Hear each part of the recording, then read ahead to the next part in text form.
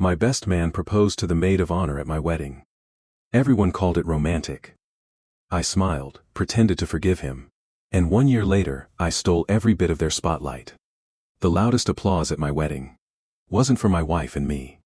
It was for my best man. Just as my wife and I were about to cut our wedding cake, he grabbed the microphone without asking. At first, I thought he wanted to give a toast.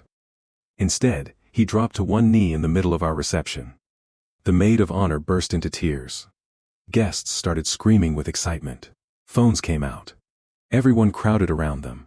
Within minutes, the dance floor, the photographer, and even my own relatives had abandoned us to celebrate their engagement. My wedding had become someone else's proposal party. People later told me I should have been honored they chose such a meaningful day. I smiled, congratulated them, even hugged them. Everyone believed I had taken it well. What nobody knew was that I had already decided they would never forget what they had done.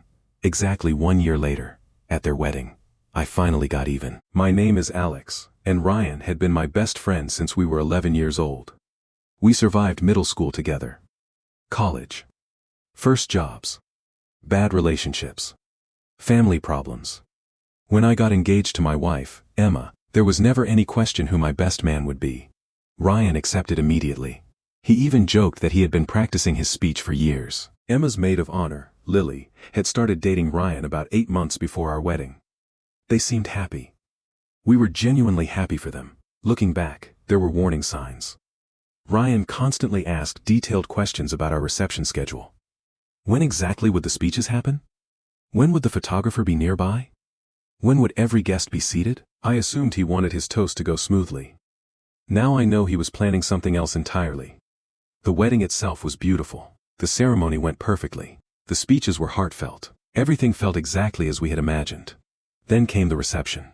Our DJ announced it was time to cut the cake. Just as Emma and I reached for the knife, Ryan suddenly stood up. Without asking anyone, he took the microphone. Guests laughed. They assumed another surprise speech was coming. Ryan thanked everyone for celebrating love. Then he turned toward Lily. Before I understood what was happening, he was already kneeling. The ballroom exploded. People screamed, cried, cheered.